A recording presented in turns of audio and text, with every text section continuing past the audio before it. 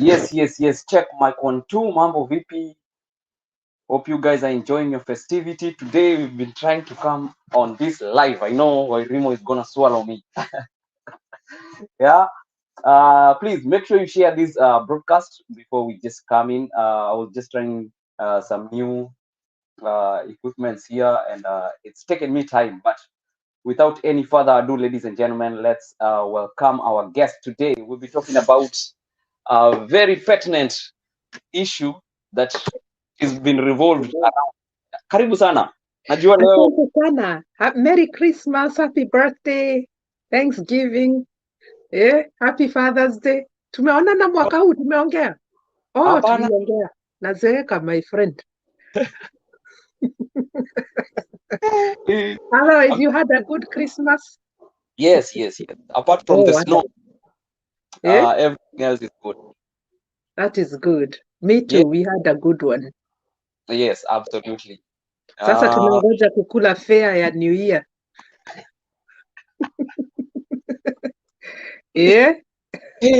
Bado unakula fare? Bazi, ikidatwa nitakula. Ni kubaya na hii pandemic. Na hii pandemic inabidi watu wamekula fare kabisa. Watu wakule fare, lakini ukule na mpango. Na mpangilio. I know. Before ikuliwe na mapasi on the 31st, watu wa covenant. Ajua mapasi huwa wanaitisha fare. Ndio mcovenant na blessings za 2022. My friend. Yes. Let's go to the topic. Yes. So today we are going to be talking about cyberbullying. Yeah. And this is an issue that has been there, especially for people with bigger platform. They endure both sides, love and at the same time. Yeah. So talk to us about, unajua wewe umepata mabacklash kiasi 1 or 2 times or 3 or 35 times. Yeah, I have cyberbullying ni basically mtu anakaa kwa keyboard ya nini ya like some laptop or a phone. Na anaanza matusi, anaanza tu, they pick you as a target. Na wanaanza matusi, they start pulling you down, they start making you feel bad. Vitu kama hizo, for no apparent reason, So, and it's a very painful process because unashindwa sasa huyu mtu ananiuliza nini. And some of it is so bad because watu wanakuwa so obsessed. Wanakuwa so obsessed. Yani, it's like you reside in their heads. So wanakuwa very obsessed that they even create some pseudo accounts because obviously when you notice that somebody is bullying you, then you block him. You block him because you'll see that on your comments, on whatever. So you block him and then they create pseudo accounts and they come back again. So wanakuumiza moyo. There are people who even go live. I remember people used to go live. Wanaongea habari ya Wairimu Kimani. And they'll trash talk you. They don't care about your emotional health. They don't care about your family. They don't care. They basically want you depressed and ukue na anxiety. Some people have been bullied dead. Like literally, people have died from maneno ya bullying. So it's a very painful process. I did endure it from 2019 up until almost 2021. I had a share of cyberbullying. I would not wish that for even my worst enemy. Kwa sababu afadhali hata mtu geri ya kushike ya kupige yani na hiyo story ishe. Lakini when something is constant, it's vitriol, it's just it's a process that is unending. Unaingia kwa mablanketi zako unalia because you're worried. Because some of these people, they become so constant, it becomes almost like a routine that they start now fabricating stories zenye zinakutanish and they damage your character. Sasa unless Mungu akutoe hapo, it is such a, it's a very, very, very, very painful process. You know, people start believing in the things that they are hearing about you. Now, Yeah. the sad thing is that your name is so dragged in the situation that sasa watu wenye ambao hawakujui vizuri, they start now associating you with drama. Huyo ni yule Wairimu anashindanga wakipigana huko. Na labda wewe hata una story. Geri Yeah. una story. Ni ule mama wanashindanga wakipigana huko, wanawake wanapigana. She's always involved in women drama and whatever. Wewe tu umenyamaza because and it's even harder for us believers. Kwanza mimi nakuanga na ministry ya maombi. Yeah. And I get called pastor, bishop, apostle, my prophet, like all these names. Zenye hata spendi. So, watu wamekubeba na class, hiyo class, Yeah. So you have to be very careful how you handle this because you don't want to get into a name calling, shouting match. And by the way, Gary, I can call you a name. I can. I have the ability. Mimi nilikuwa mnoma, my friend. Nilikuwa mnoma. Nilikuwa naumiza watu na maneno. Especially nikiwa high school. Nilikuwa nimefanyiwa hivi. So, but kwa sababu tumeokolewa, sasa we have that self-control. You want to say whatever you want to say. You have an opinion, lakini unanyamaza. Unanyamaza because the more you talk to these people or you engage them, the more you fuel the fire. Yes. And I remember the mistake that I made, and I hope I will never repeat it. Kuanzia 2019 up until 2020, every time cyberbullies walikuwa naenda wanaongea stories za Wairimu, I always went out and on an attack rampage and said my thing. I would even go live and call them out and, say, hey, you guys, mnashinda mkiingilia na nini. I always had a response to that. Yeah. But then the more you respond to them, the more you're giving them mileage, verbal diarrhea mileage. Yeah. Sasa ikawa it's a game. Kuna masupporters wa Wairimu Kimani na kuna masupporters za mabuli. And kuna wale wanacheza kama hao. They are waiting to see. Hawajui wanachezea game pande gani. So it was always, nani alienda akasema hivi. Wairimu naye atasema nini. So we gave people an audience, free audience. Hawa wanasema, hawa nao wanasema. Because I had my own team of women that were bullied. We kind of teamed up together and we decided we are going to shut these people up. We are going to say what it is that we need to say. We used our platforms and whatnot. Until it reached a point, Gary, nikaona, you know what? And I used to I thank God for the people that mentor me and the people that, speak to me, the people that counsel me, because I have some counselors. No kidding. Yeah. Wale watu ambao walikuwa naniambia, we nyamazia watu, achana nao. Don't respond to them. Lakini najua binadamu ni binadamu. Geri we bibi yako akatukanwa huko. Obviously, it is your responsibility as a man to go out and, give them a piece of your mind. You're a man. A human being is just a human being, and you almost feel like I have to go out there. Alisema ati nini? Ati alisema Wairimu aliiba pesa. You have now to go. Sasa unaona reason ya kwenda kusema hapana, mimi sikuiba na nini. So you're always defending yourself. Yeah. So the whole of 2020 and part of 2019, I was involved in all this back and forth. They say this, I go and counteract. Wakisema na counteract. Wakisema, I counteract. Until it reached a point where I saw this thing is endless. Yeah. It becomes a fire. Yeah, it starts another fire and you have all these fires. And then ujue hao mabuli, they have their own supporters. Yeah. Wenye sasa wameinject hiyo dose. Sasa moto inaanza pande hii, ingine inaanza pande hii, ingine inaanza pande hii. Na mimi pande yangu naona sasa nao watu kwa sababu wameokoka, they don't want drama. So you're left there now trying to shut all these fires on your own. Until it reached a point, I said, you know what, I'm done. Whatever people want to believe, let them believe. I'm done. I'm shutting it up. I am never responding to bullies. And guess what? I kept my mouth shut. And the moment I did that, iyo maneno yote ilisha. Yes. Sasa hata mtu akienda aseme nini. Geri yani mimi I don't even care. I think I went through such a situation. If I didn't lose my mind last year, Yeah. I think I'm wired. I'm Nikona steel, metal. My brain is metallic, my friend. If I didn't lose my marbles, I think I have enough marbles. For real. Yeah. Wow. It's crazy.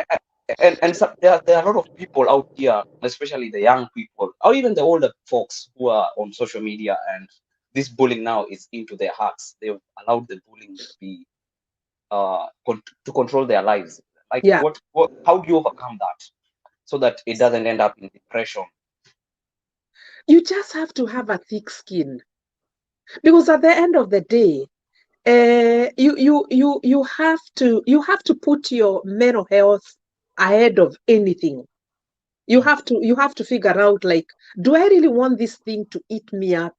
Because at the end of the day, our wataenda, they have no name to protect. Our watu, they have no name, they have no image to protect. They are vicious.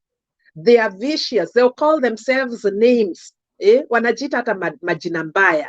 Yani their mouths, they are so vicious. They have no name to protect, but you have a name to protect. When mwenyewe unaangalia, you know, you're a leader somewhere. For heaven's sake, I'm running a ministry. So I have a small name to protect. So you have to now figure out, am I gonna really, I have to now start guarding myself. I have to fortify the walls of my heart. Yeah. Because if I don't do that, I'm gonna get into a character that is made by men and not made by God. Karakta ya Mungu ni Bwana Yesu alikuwa na uwezo wa kuongea lakini alinyamaza. Hiyo ni karakta ya God. Yes. Lakini watu wanaweza kuwekelea kikarakta kingine, sasa unakuwa sasa now you're back and forth, you are vicious, wewe unajibishana, now you become huyu mama mwenye involved in drama all the time. Sasa unaona umeekelewa karakta yenye you don't even deserve it and you didn't even hiyo sio yako. So you just have to have a thick skin, and if you have a name to protect, unaeka sasa jina yako ahead of all the noise. Unaigad. Because Gary, let me tell you, it is so hard to build a name. It's a process. Na hapa ndipo nataka kuongelesha watu, nawaambia, you can't come and lay hands on somebody ati you'll be great and then huyo mtu anakuwa great in 2 seconds. My friend, it is a journey.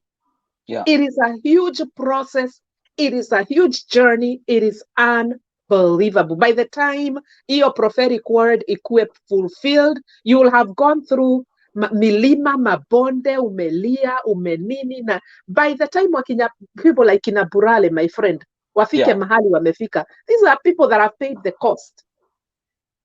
By the time wafike mahali penye now they are commanding an audience, anaita ile naked truth ya men impact, whatever, anapata like thousands of men, fathers, brothers, men, young men, wanaenda tu kusikiliza huyu my friend ni mtu mwenye amepitia. This guy has paid the price.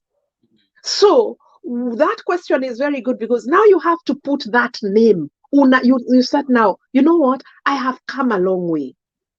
I have come a long way. I will not let one person destroy all that I have been and all that I have become.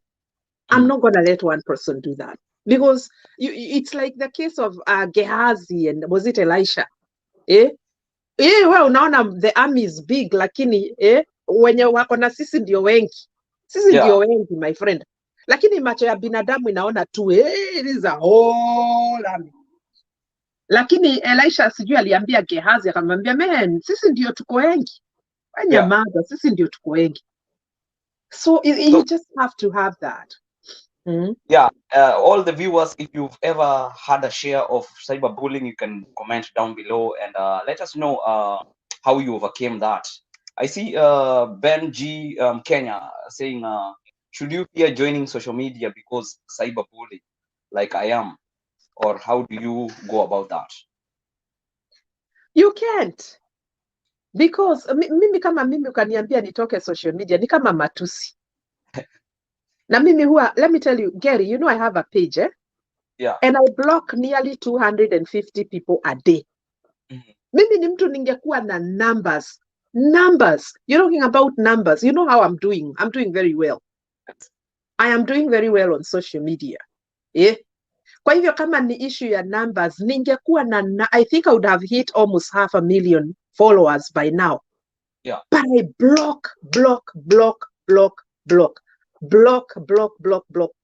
negative energy. Do not allow people to limit you from doing what you have to do. Kwa sababu ya nini? You know what? Everybody has some type of bullies. Kila mtu amepitia bullying. Yes. Kila mtu. Unataka kuniambia wewe Gary, wakati unaingianga online hauna mtu anakuja tu anakutusi. Kitu tu kinatoka huko ama kimwanamke kinatoka huko. And especially when you grow, when you start growing, you are attracting every Tom, Dick, and Harry in town. So you have to keep up with your growth. You really have to keep up with your growth. There are people who have platforms kama hizi, but they neglect them. Unai neglect. Me, every time I do a video, I have to go back. I don't care whether it's 3 hours. I have to go back and watch it because I may have missed a troll. So that I go blocking because, you know, you cannot just assume. Kuna watu wanaandika vitu mbaya zenye zinaweza affect familia yako, my friend. Somebody can come and make up this thing and then people start believing it. Na ujue tuko era ya screenshot. Mtu anachapa ki screenshot hivi. And then inaanza kusambazwa. So you have to really protect the environment yenye uko. But you cannot say that you cannot join social media because you are afraid of what people are going to say. People are going to have an opinion as long as you're alive. As long as you're alive. We don't have an opinion anymore about Michael Jackson because he died in 2007. Huyo alikufa. Tuliongea a little bit about him, story zake, tukakata, tukaongea za Whitney Houston, tukakata. So until you unless you are buried, people will always have an opinion. Some people will have a positive opinion and some people will have a negative opinion. So be yourself. Be yourself. Don't be afraid of doing things because you know what, this guy has asked a very good question. He could have something that he has, Mungu amemwekea gift yenye inaweza saidia mtu kesho. Unaona, labda anaweza enda andike ki-comment hapo na mtu asema, you know what, I thank God for that comment. Umsi amenisaidia. Sasa akikaa hivi a chicken out ati siwezi join social media kwa sababu watu watasema, my friend, no, don't let people control what you can and what you can't do. Yes. Period. There's absolutely that knowledge of knowing what you can control and what you cannot. What you cannot, leave that.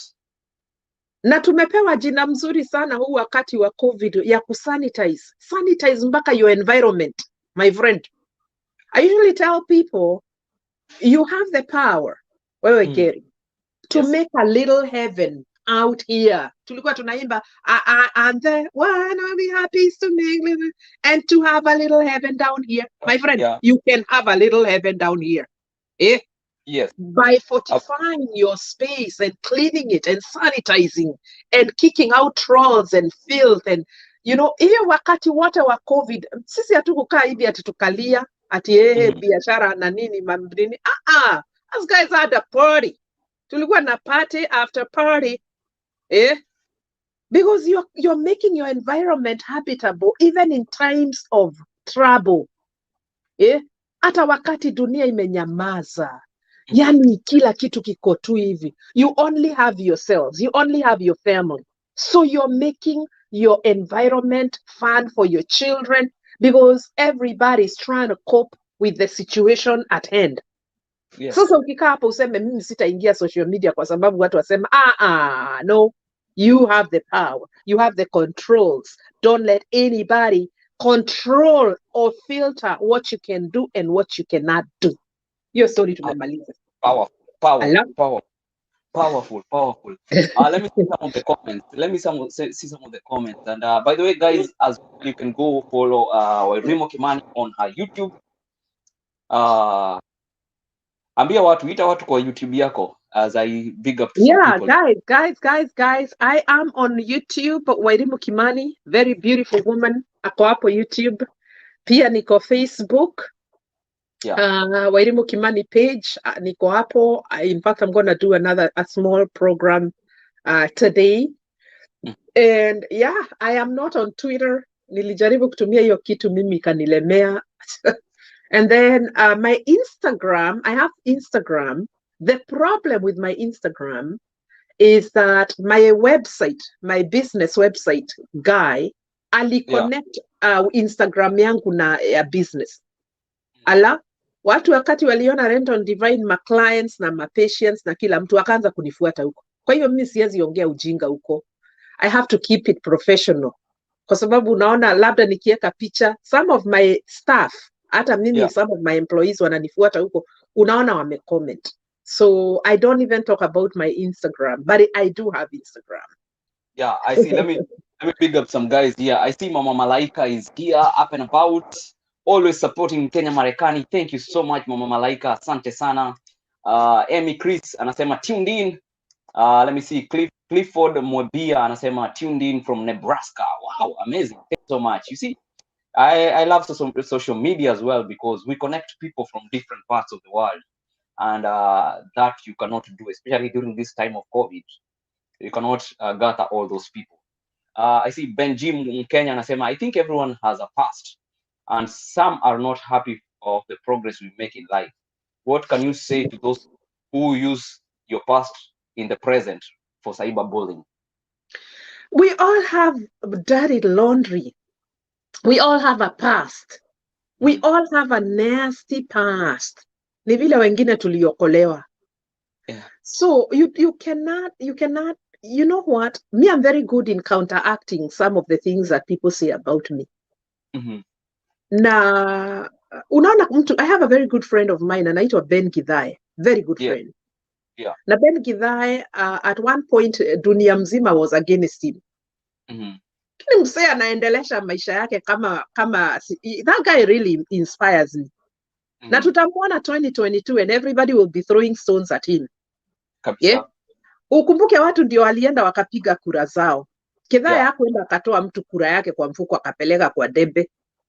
Everybody went and put their kura mahali walieka. But it's like the whole of the nation of Kenya blames him for the outcome of the election.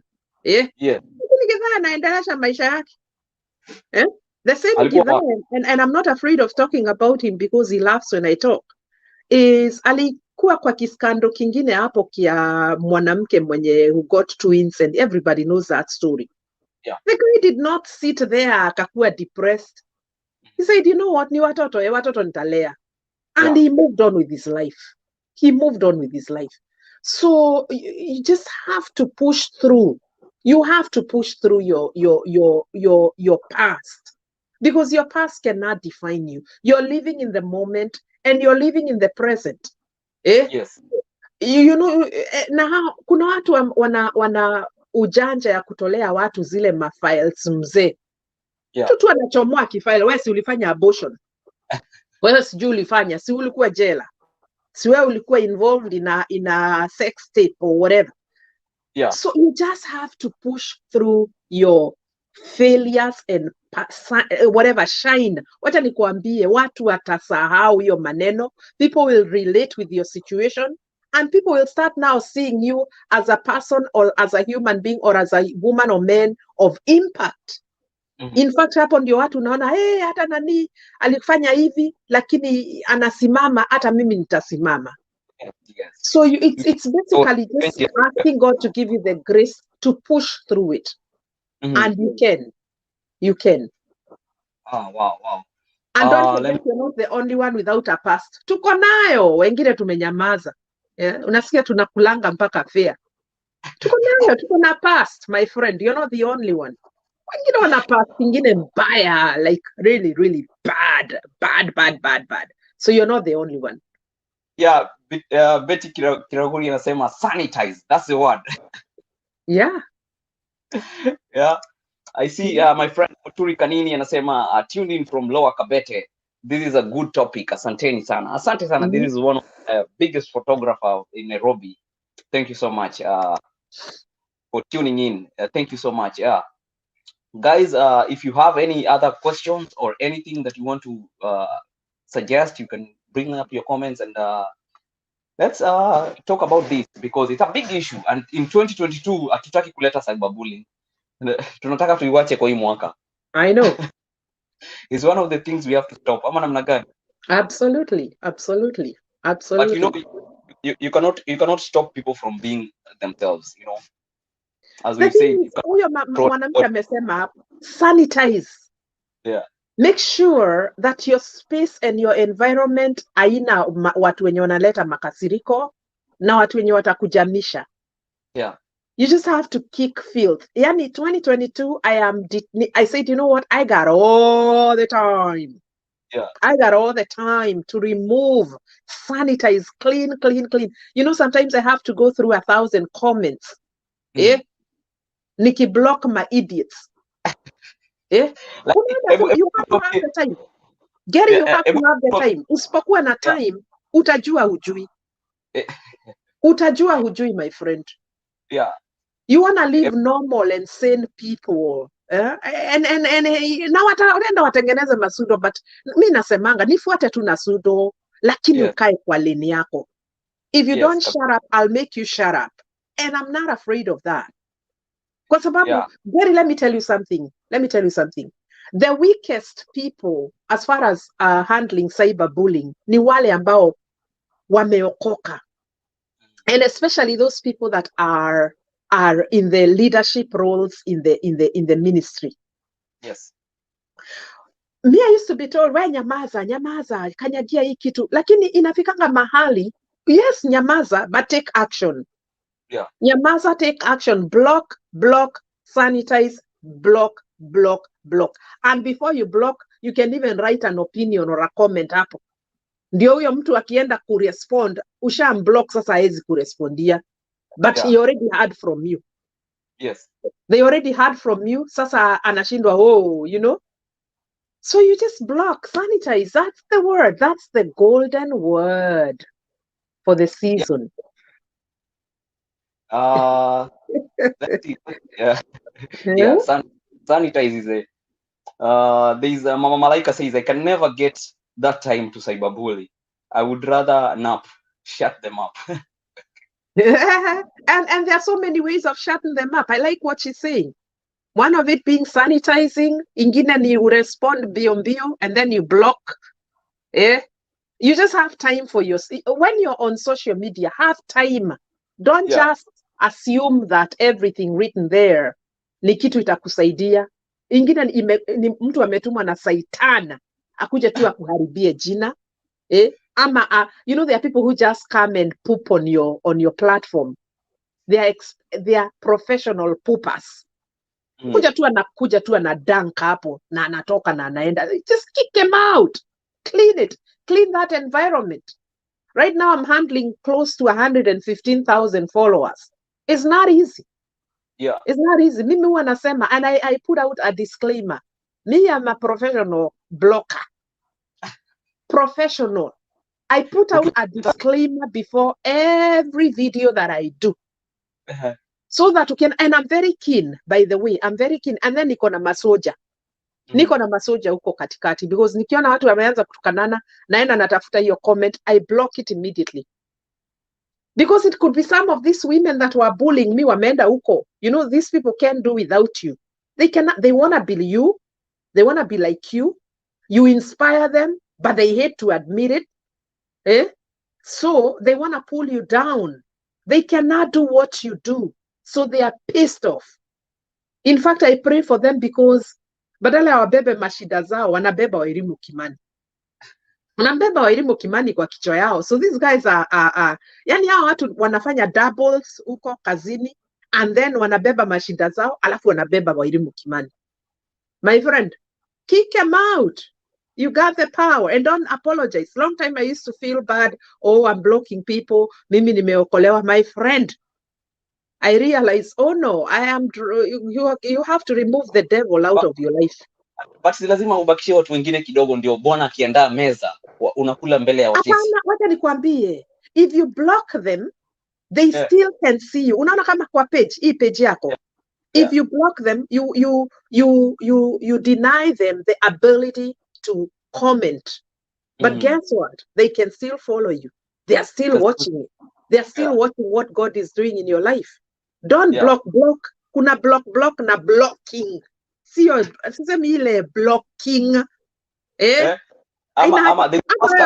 Unafaa you lessen their work. Badala ya waende wa create kisundo wa kuone. Don't block the ability for them to insult you. You have that. You have that. Kuna ile stop communication.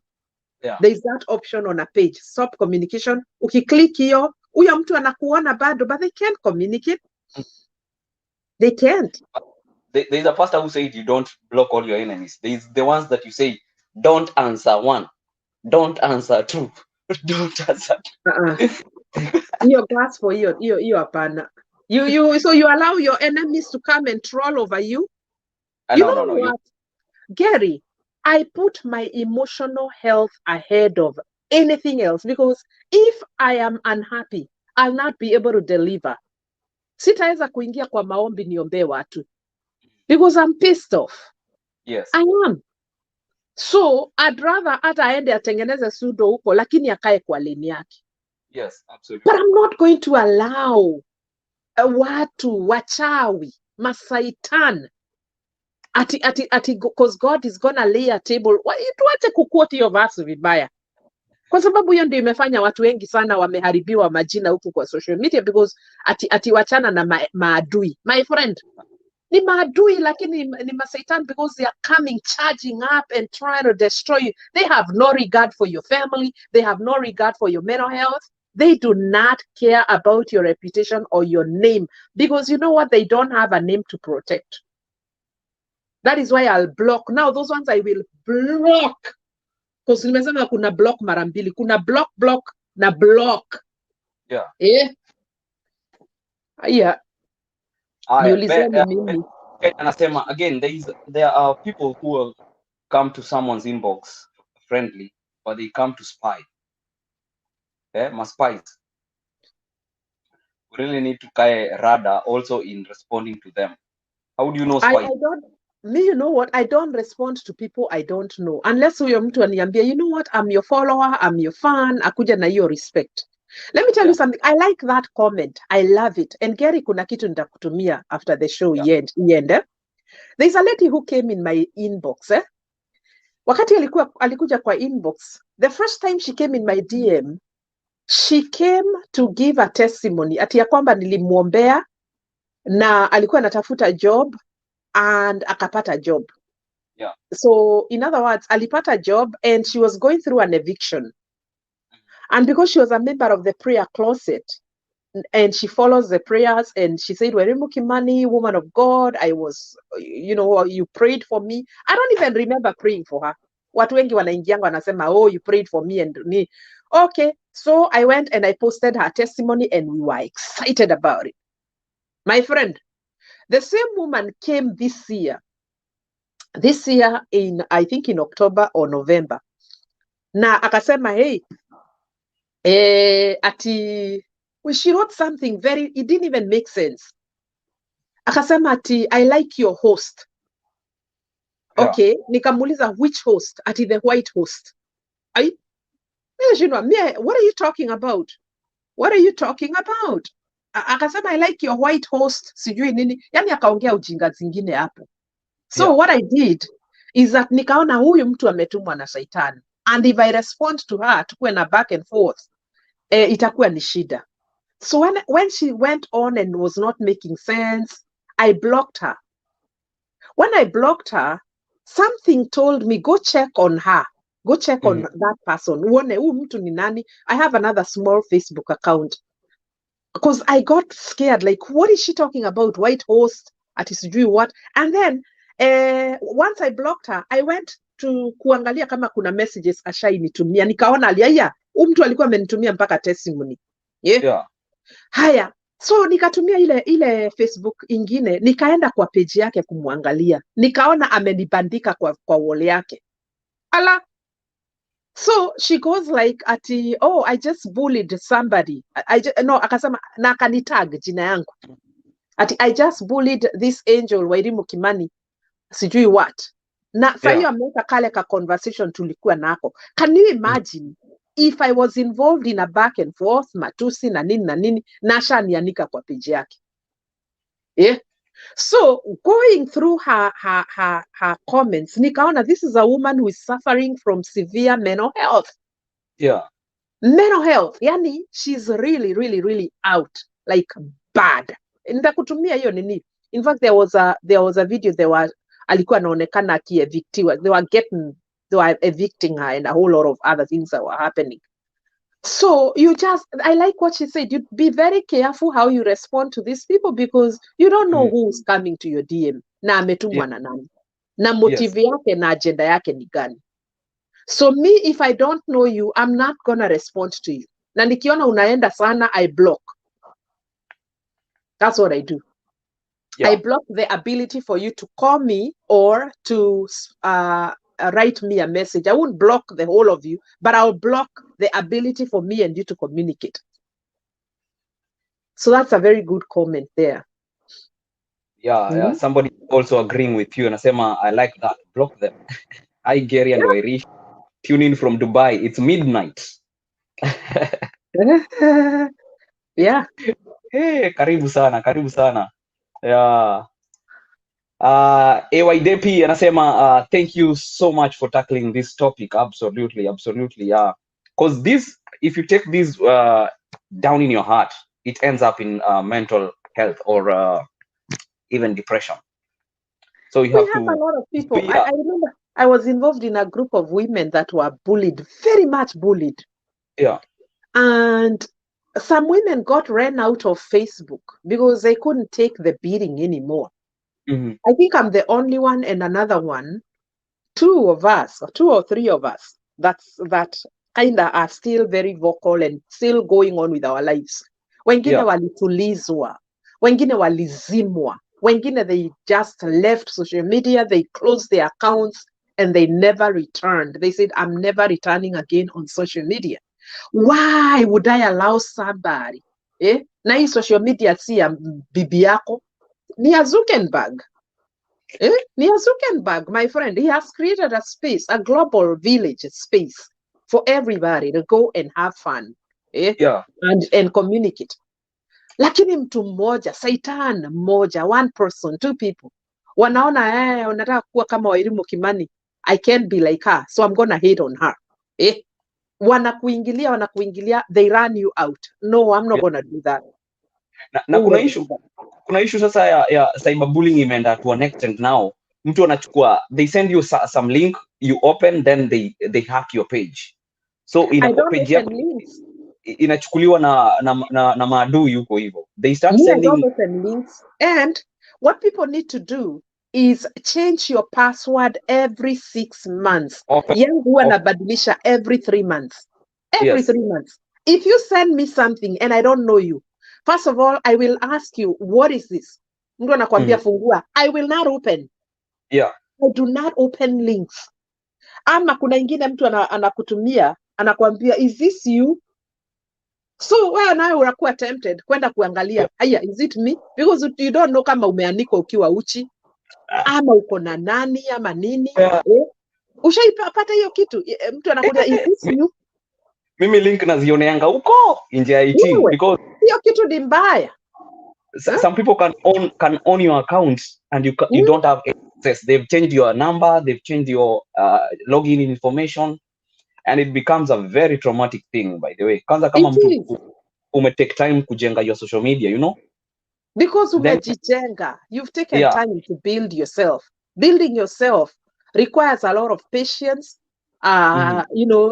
consistency, and then mtu ana hack into your account and they take over and there's nothing you can do about it. Alafu ikikuwa ni mtu mbaya, anaanza kuanika mavitu mbaya. So people who are weak, they'll now think Wairimu Kimani ameanza ulevi ama ameanza vitu zake. So make sure you change your password. Hata wenyewe mnatutazama sahi, go change your password today. Don't keep your password for 2-3 years. And by the way, here's a secret I was given by somebody, and I'm gonna do that today. Weka password ya Kikuyu, Dogomodhi, or whatever. What do you call that? Ama gakoromone. Put a Kikuyu one, yenye mtu hawezi fikiria. Put a very long Kikuyu one. A long, if kama we ni Mjaka, nini kama we ni Mjaka, kama nini, eka ya language yenu. Yeah. Eka ya language yenu. I think the social media platform also aware of the bullies and this hacking system. So wameweka like 2 ways verification. Like if somebody accesses your email, you will get notification on your phone.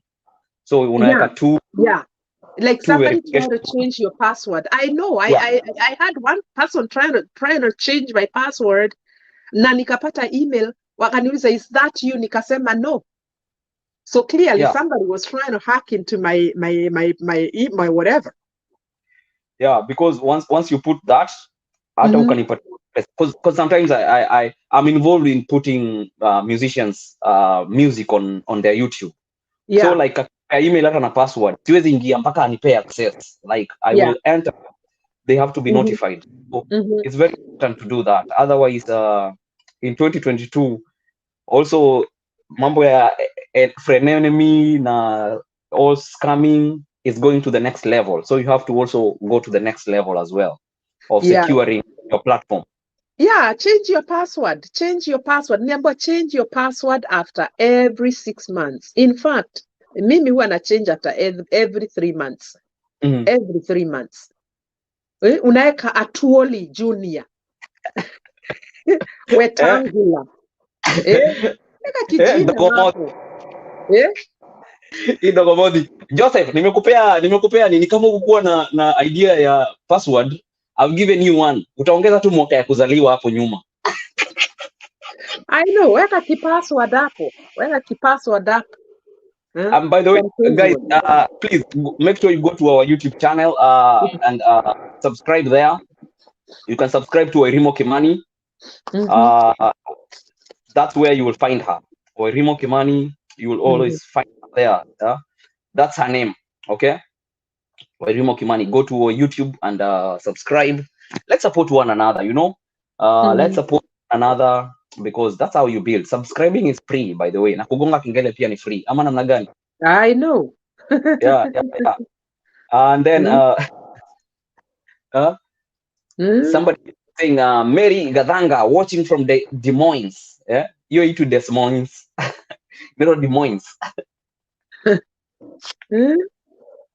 Alafu let me see. 𝐉𝐨 Mkenya. By the way, thank you so much, 𝐉𝐨 Mkenya. You've been watching this for very, very, like since we started. They hacked my FB account, which had a lot of followers. I didn't have an option apart from deleting the account. Yeah, sometimes it can depress somebody bana. After Wairimu umeweka saizi uko over 100k followers, mtu achukue account yako. I know. It's a shame. Yeah. It's a very big shame. It's a very big shame. It takes time to build. It takes really, really a lot of time to build. So, guys, go and subscribe to Wairimu Kimani's YouTube, and I will link on the description of this video. So please make sure you go and subscribe to her channel.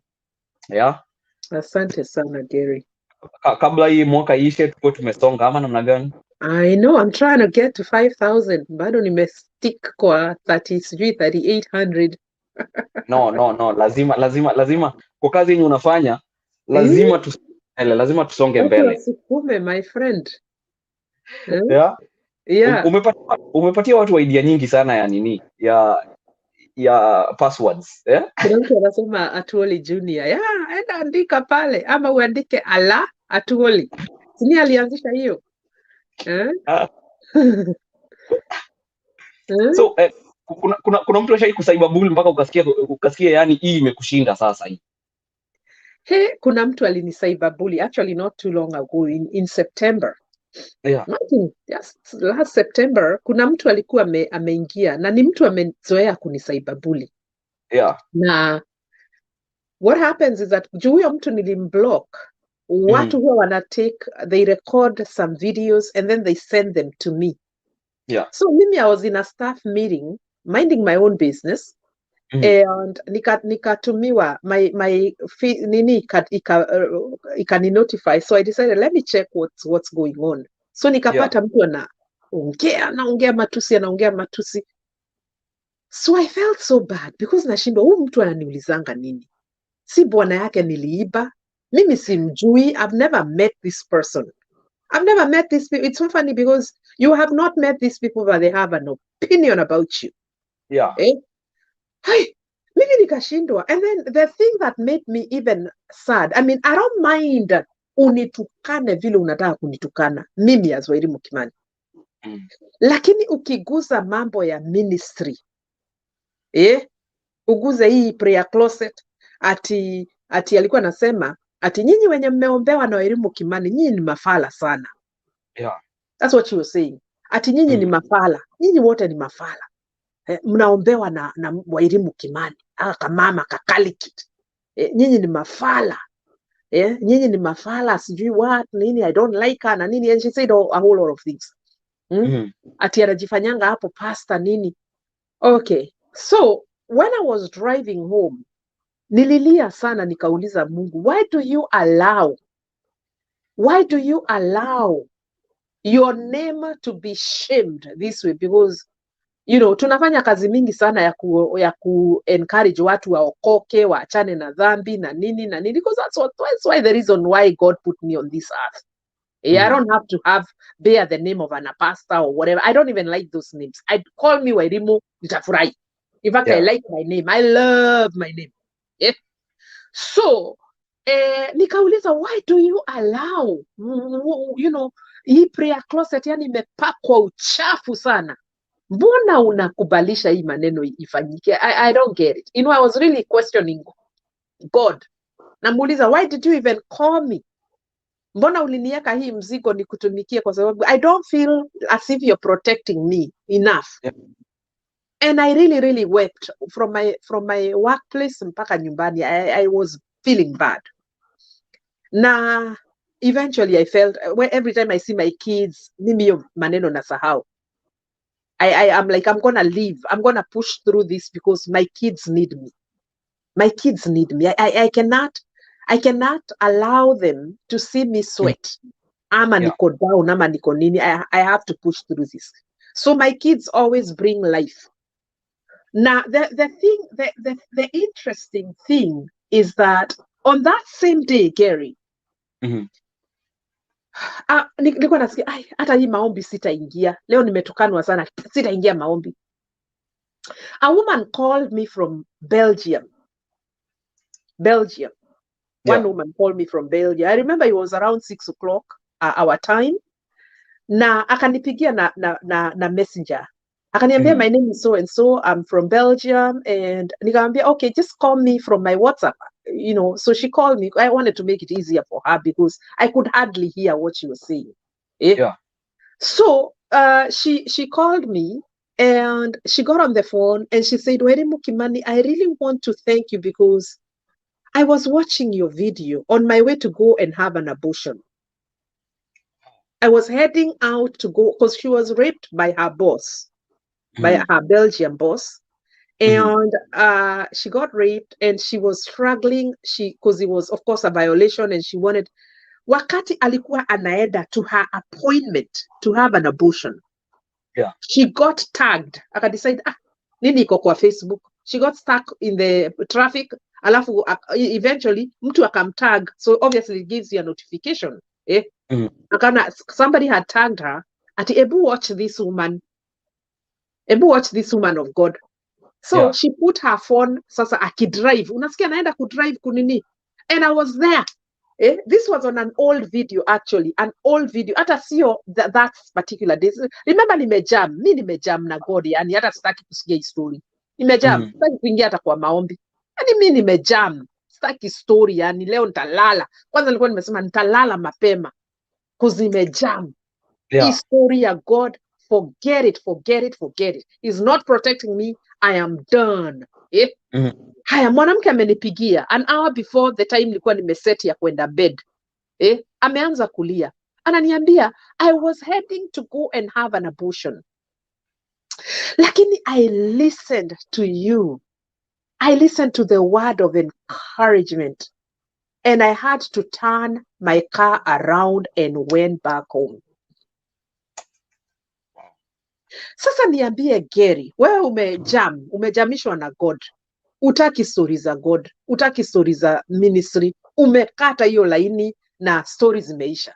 Na mtu amekupigia, who was listening to you on that ground yenye unatukaniwa. And you saved her life, you saved the life of a baby. Hebu niulize, utajipiga makofi mbili uamke? Useme, you know what, I'm gonna have to push through this. I'm gonna have to push through this. You're calling sasa. Yeah. Wacha nikuambie, that is one woman who supports my charity organizations. Yani she gives hard. Huyo mwanamke, because she believed in the vision, na hata yeye mwenyewe she was changed. Yani she got changed, alikuwa transformed. Alikuwa so transformed. God did something in her heart. And she has always followed me on social media. So for that one woman, I decided I'm going to push through this. And not just her. So many testimonies have come after that. Hata mimi mwenyewe. It's so funny because even after I was going through all that, zile milango zilikuwa zinafunguka Gary mwaka huu. Mpaka nasema, huyu ni Emmanuel, God with me, my friend. Mbona nastuliwa na kelele ya chura huko? Mungu ananitendea mambo. Things that could have... Yani, this year God did so much for me that hata sijui ni nini nangojea 2022. Sijui ni nini nangojea. Labda ni bonus. Because some of the things that I had stretched to 2022, nilikuwa nimesema, you know what? Hii itakuwa ni vision 2022. Hii nataka ifanywe Mungu, yani kwa nasema nilikuwa nimechorea God ati anza hii biashara 2021, but hata ikiingia 2022 by kedo September hapo ikimalizika mimi nitakushukuru. But you know what, God came and knocked, every door zinafunguka tu hivi. Nikiangalia vile Mungu amenitendea versus kierere ya wanawake huko, I'm thinking to myself, I gotta shut up.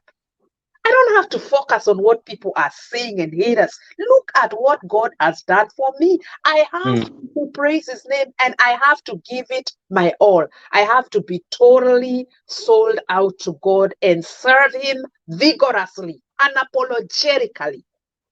Mwenye anataka kuongea huko, hata akitaka kutoa nguo aongee ndio asikike vizuri, wacha aongee. Lakini mimi sitatolewa kwa njia ya utakatifu kwa sababu watu wananitusi huko and they are calling me fake. The Bible says that work out your own salvation. Me with my fakeness, I'm working out mine with my fakeness.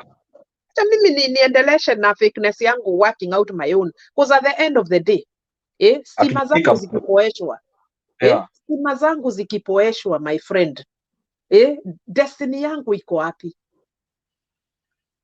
Watu wasikukatie njia ya kwenda kwa baba kwa sababu ya matusi.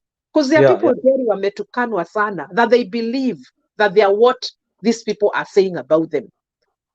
Unaona sasa now wamefunga hiyo kiosk. Mtu anafunga kiosk. Sema, you know what? I don't want to really, I don't want this. Sasa mtu anafunga kazi yake, kama ni kazi ya Bwana unafunga, because now you're starting to believe in those things. Hizo vitu zinaanza kukukula kama sijui nini. No.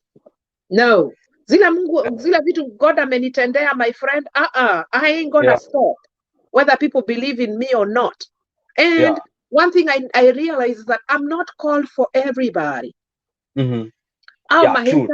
I'm not called for the haters. I'm called to the people that God has brought my way, that believe in my vision, that respect the calling. Those are the people that maybe I was only called for that Belgian woman. maybe, who knows. Niko hapa nafikiria I've been called for sijui 77,000. You know, there are people who are after numbers kwa hizi vitu za God. No, maybe I was called for that lost sheep mwenye alikuwa naenda kufanya abortion huko, sasa akabadilika hiyo maneno, that one soul labda ndio Mungu aliniweka on earth for that person, so I have nothing to worry about. How do you balance, because sometimes unakonga na the prayer closet na sasa hii mambo ya deal na general issues the society, because sometimes hiyo inahitaji realness. Hakuna, like, you have to come to the level of the people so that you can understand them. Na sometimes maybe inakuwa za watu wengine, and that's how you create maybe our enemies wanaona ni kama sijui you're supposed to be in this one lane na uko in that lane, other lane. How do you deal with that stuff like that? You know, it is the things of God are wide. And some of the programs that I do, hata mimi nikienda kuiangalia nasema yenyewe hapa ni God tu alinisaidia. I did a program that has now almost 47,000 viewers. 2 days ago, Gary. You know, I was talking about some, you know, Christians and dating and whatever is happening out there. And it takes the wisdom of God. Niliona, when I was doing the prayer closet, I am a very opinionated person. Kuna vitu mingi sana nataka kusema, but you don't want to say, kuna zile environment zenye they are conducive for the other things that you want to say. There are so many things I felt, no, I'm still inadequate. Yani, I feel like, niko nasikia kama hii ng'ombe inataka kukamuliwa, lakini haina mwenye anataka kukamua. So, besides me being a woman of prayer, I am also a woman who has an opinion. And my opinion has also helped a lot of people. In fact, the prayer closet has grown more when I started the page versus when I was just focusing on the prayer closet. It may grow. Like every day we are approving almost 20 people who join hii maombi ya prayer closet. We are now at 13,000 in the group. 13,000 going to 14,000. So I want to show people that besides being a woman of God, I can identify with some of the things that people go through. So, you know, people have put pastors and clergy. Tumeweka watu hapa. And this is where now people are worshiping these people because you think they are these small gods. Wairimu amekula fea. Mbona nisiseme nimekula fea na nikaokolewa? You know what? I believe that the real gospel is when you identify with the needs of the people. Unaonyesha, I was like this, but now I'm like this. Walking the talk. Walking the talk, that's the thing. Usiende pale unajifanya you're this. This is why unaona watu wenye we uphold and we worship them and we papa and mama them. Mtu akifanya kikitu hivi, watu dunia mzima karibu isimame. Dunia inasimama mazi, because now people are wondering ala. And then sasa dunia ikisimama, now they drag all the Christians. You remember the story about Bishop Mureithi, and I love Bishop Mureithi. I love his teachings. The moment the man of God, who is a human, alianguka kwa dhambi, watu walipiga kelele, and I'm thinking to myself, what are you making noise for? What are you making noise for? The guy is human. He's a human being. He was in a situation. The situation led into a situation. Tunapiga kelele nini? I mean, Wairimu can be like that. I mean, anybody can anaweza pata themselves in that kind of a situation. So unless you get into the levels of people, people will always take you as this thing, this golden image. Lakini unafaa uonyeshe watu, hata wewe unakulanga githeri. Hata wewe uko mtu human, you make mistakes in your marriage, you make mistakes in your, and then now people start learning from that. In fact, you make more impact. Realism, living in realism. Yes, because sometimes we are impact. And don't worry about the bullies harvesting some of these things, because guess what? Tukiingia kwa file zao, huko we can harvest a whole lot of 77 sacks za ujinga. Ni vile tu hatujaingia kwa files zao, and we are not even interested. So you just have to be real. I believe in authenticity. I believe in being real. I believe that realness ndio attracts people now to listen to you. Hata ukiwaombea, they can identify with your life and with the prayers that you're praying for them. Yeah. I see Benjim Kenya anasema, and why are people happy when they hear the negativity about someone? Watu wanapenda mehemehe. Yeah? Than the positive stuffs. Yeah. Many have left God. You know what? You cannot control what people do. Yeah. That is a question that has no answer, because you cannot control what people do. You can only do what you can do. Wewe mwenyewe ndio uko na thermometer yako. You know your boiling point and your cooling point. Watu wamewekwa kwa hii dunia na watu wana maopinion zao. You cannot control what people do, so you have to keep doing. People are gonna be happy wakiona umeanguka. Lakini ukianguka, utakaa hapo pahali ulianguka. Utaamka utembee, my friend. Utaamka uchomoke mbio. Because if you stay where you fell, people will come and kill you. Now you're giving people an opportunity, kwa sababu umeanguka. Now they'll come, because already uko kwa ground. Uko on the ground level. Ukiwa on the ground level, you are an easy target. Remember, you are up here. And maybe watu wako wanaweza kukufikia. Lakini kwa sababu umeanguka, now people will come and tread on you and step on you and, you know, poop on you and do whatever it is that they're going to do on you to make sure that you die. Sasa hapo Geri ndipo unafaa sasa unakuwa mjanja. Nimeanguka kubali yaishe. Nimeanguka, for real nilianguka. Hapo ndipo sasa maandiko inasema a righteous man falls 7 times. Lazima uamke. Na sahi usiamke na nini ati hivyo polepole. Ni uamke na speed. Uchomoke mbio. Uchomoke mbio. To the point that you already learned from that fall. You don't want to fall again. Na si kusema utaanguka tena. You have to prove to your haters that, hey, I fell, I woke up, and that's okay. And even talk about it. A lot of motivational speakers, kama wakina Burale, ni watu wamepitia my experiences. They talk out of their own experiences. And these are the people that I listen to because wamepitia mapito. Si watu waliangushwa kutoka heaven. Now ni watu wamepitia mapito, my friend.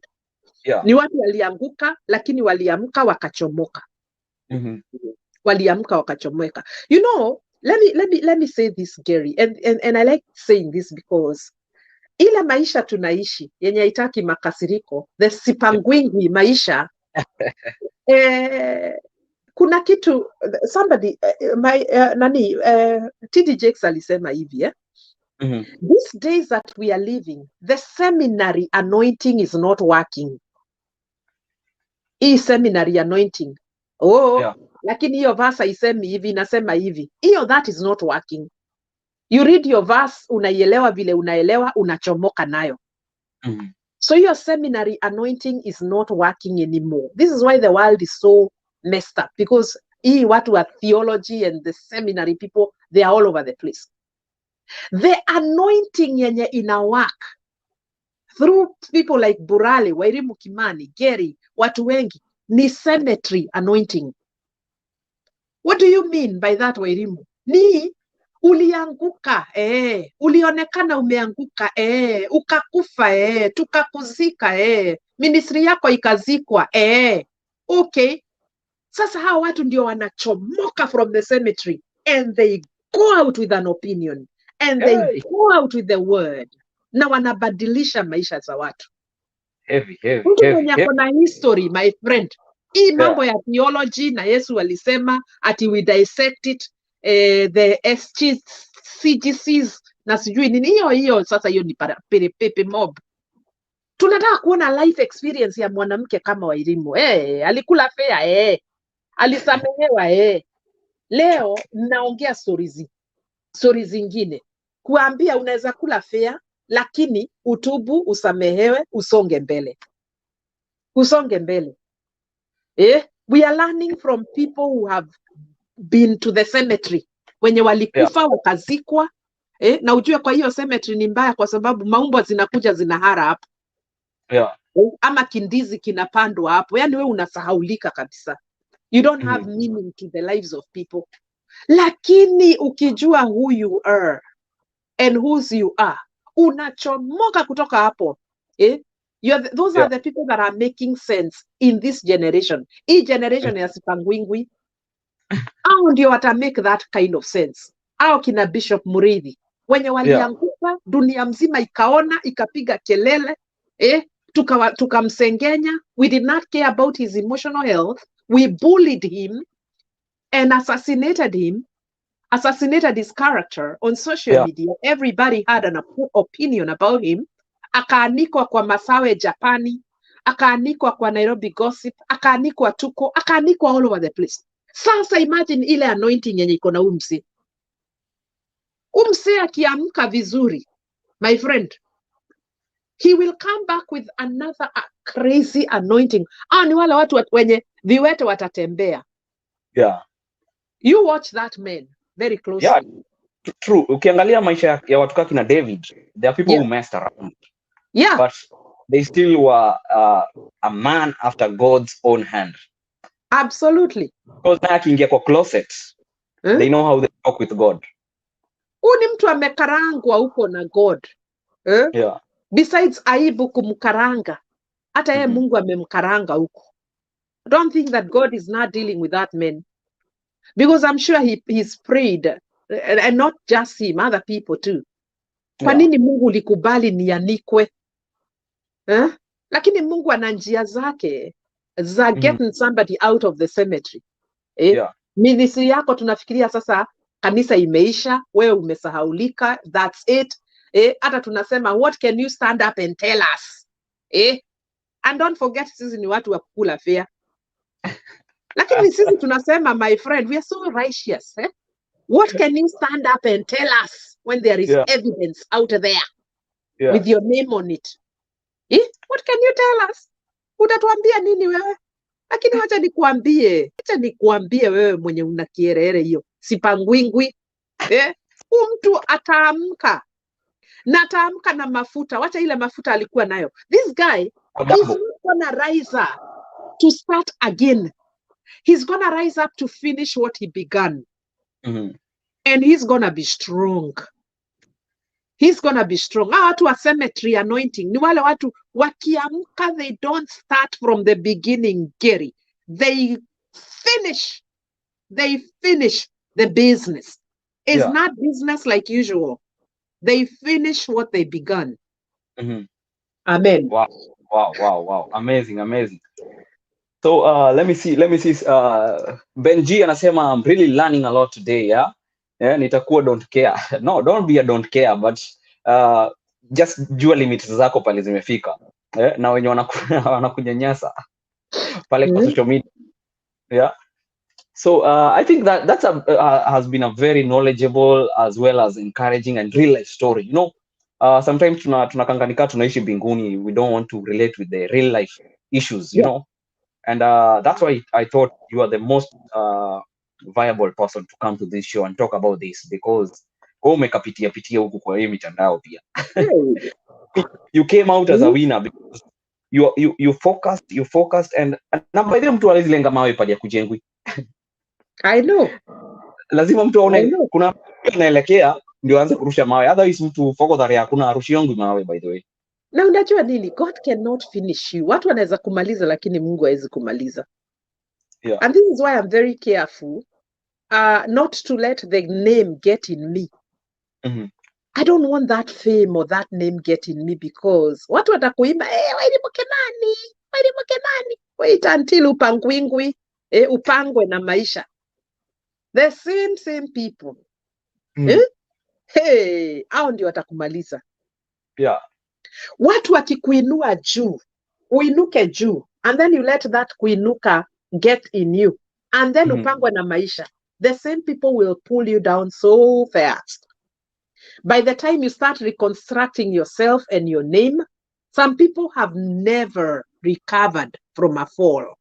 Yeah, yeah. And some people may never recover from a fall.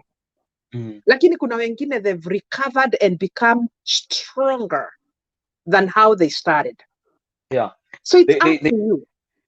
Yeah, there's one motivational speaker who said, when you fall down, there is no other place you will go apart from rising up. Absolutely. So, and sometimes the way down is, the way up is going down. The way up. You can't fall further. The way up is going down. Is going down for some. The way up is going down. Yeah, foundation. Yeah. Yeah. Wow, amazing. I think with that we can wind up the show. Tell us some of your last comments, ambia watu pali watakupata, and then we can do this again and again and again, because we have to talk about realism here. Absolutely. Yeah, we have to really be realistic about the issues that affect the society.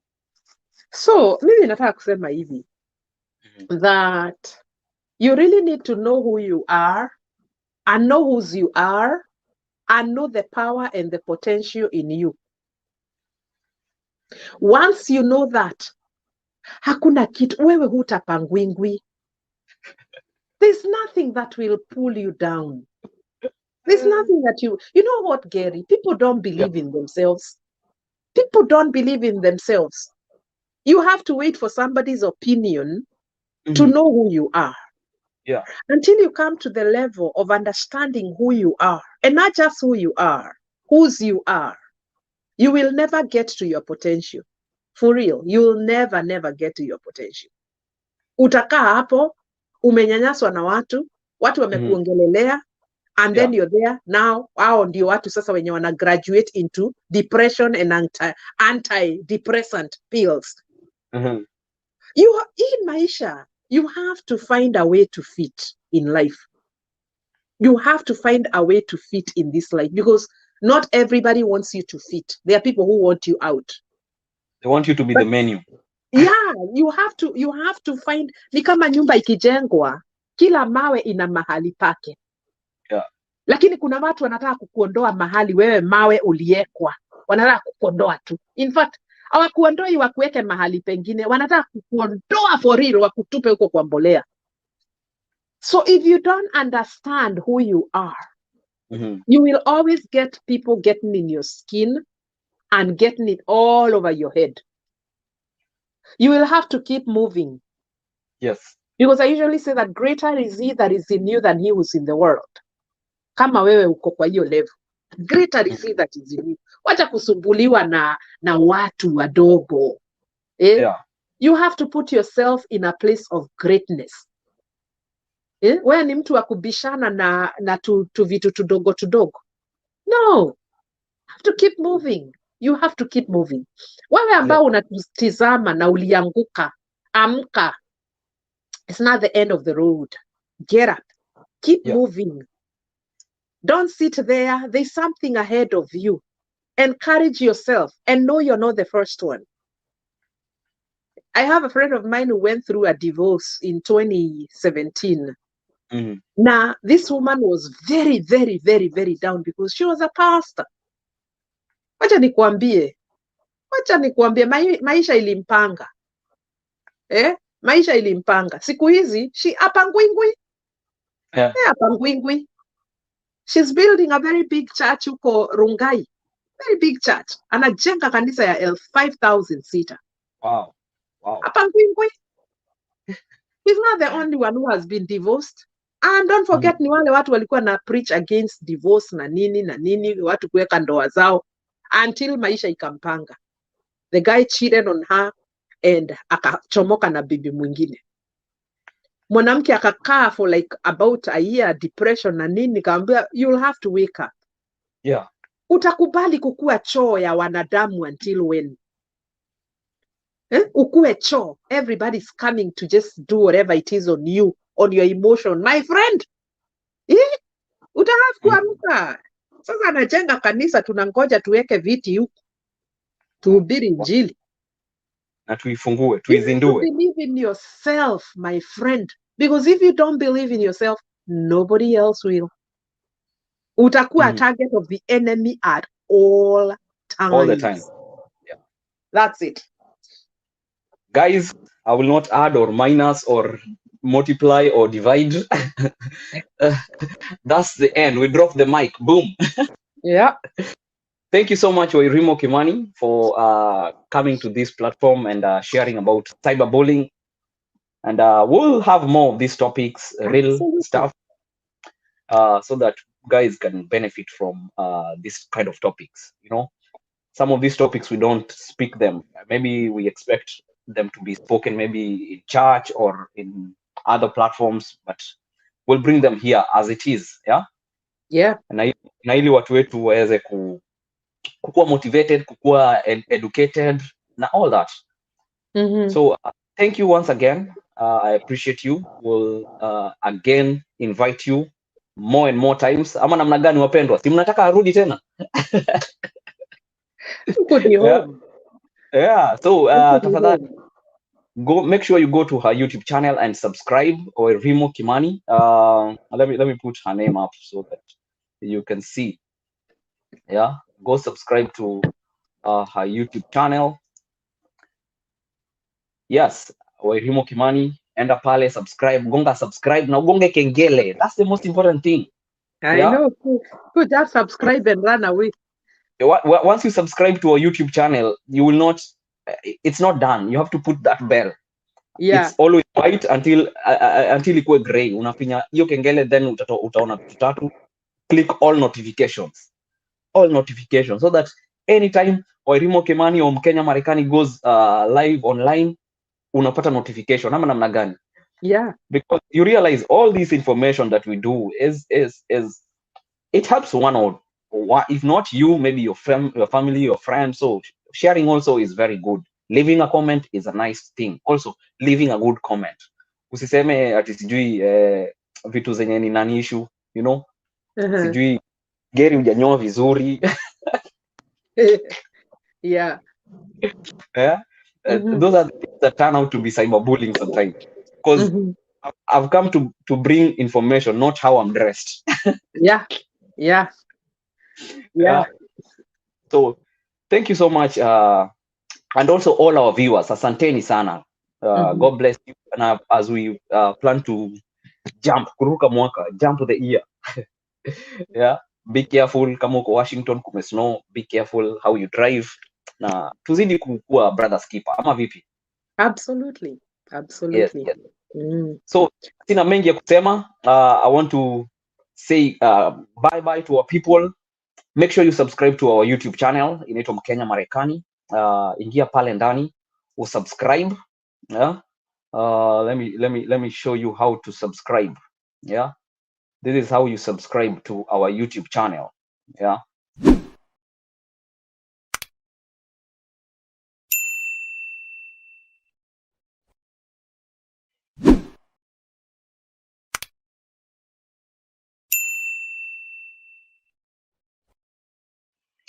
Yes, so as we finish this show,